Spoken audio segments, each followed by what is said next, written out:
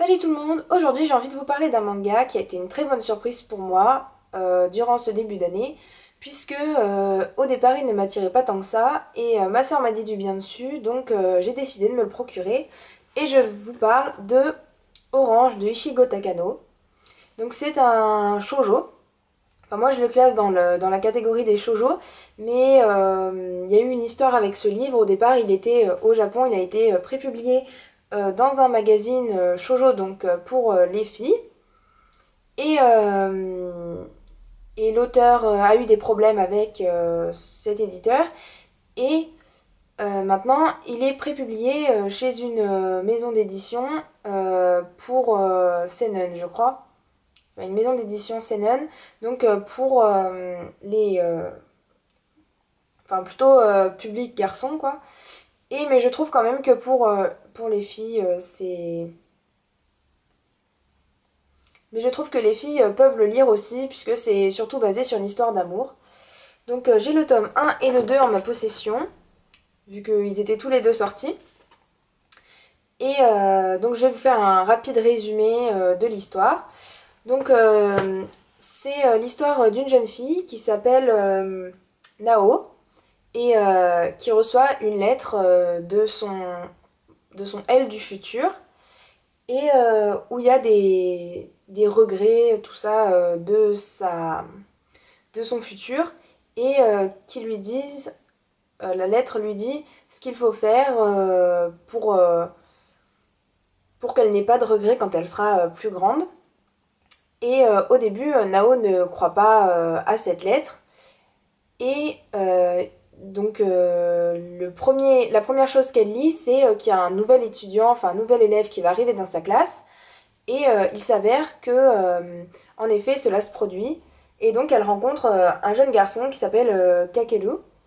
Et dans cette lettre, la personne lui dit que qu'il faut pas qu'elle se lie d'amitié avec ce garçon parce qu'elle va le regretter plus tard. Mais bien sûr, vu qu'au début elle le croit pas trop, elle laisse quand même faire, et elle s'attache à ce garçon. Et donc ça va être basé, donc après elle va tomber bien sûr amoureuse de lui, on s'en doute bien. Et, euh, et je trouve que c'est un shoujo qui change de l'ordinaire, puisque dans ce livre il y a quand même donc un peu de fantastique, vu qu'on se retrouve avec une jeune fille qui reçoit une lettre de son futur, donc c'est quand même pas commun. Et malgré l'histoire d'amour et tout ça, il y a quand même des moments tragiques et des choses comme ça. Et on suit dans l'histoire euh, Nao quand elle est au lycée, avec ses amis, tout ça, et Nao quand elle est adulte. Et donc on comprend pourquoi est-ce que elle ne veut pas, euh, elle n'aurait pas dû se lier d'amitié avec le jeune garçon. Et il y a toujours un mystère en fait qui tourne autour. Nao, elle ne sait pas pourquoi, mais nous on le sait d'après la perspective du futur, quoi, dans l'histoire que l'auteur nous a donnée. Et donc je vais vous montrer un peu les dessins. Donc déjà la couverture, je trouve elle est assez jolie, et même derrière on retrouve la même chose. Et, euh, et donc si je vous trouve... il y a quand même pas mal de choses à lire. Les dessins font assez shoujo, je trouve, mais c'est pas une histoire en fait comment dire, très cucu comme on peut trouver dans certains mangas. Et je trouve que c'est quand même, on s'attache, je me suis très vite attachée au personnage, et, euh, et l'histoire me plaît beaucoup parce que ce n'est pas qu'une histoire de romance, il y a aussi tout ce qui va autour avec les malheurs de Nao, de Kakeru, et donc voilà, donc on s'attache vite au personnage, et l'histoire va plus loin qu'une simple romance. Donc on voit par exemple sur cette couverture qu'il y a Nao, Kakeru et Suwa, donc c'est un ami à eux. Et de ce côté, on retrouve donc Nao et Suwa quand ils sont adultes. Et en fait, donc sa vie ne s'est pas passée comme elle l'aurait souhaité. Et bon, je vous laisse découvrir. Donc c'est un manga que je vous souhaite vraiment de découvrir puisqu'il m'a vraiment beaucoup plu et j'attends la suite avec impatience.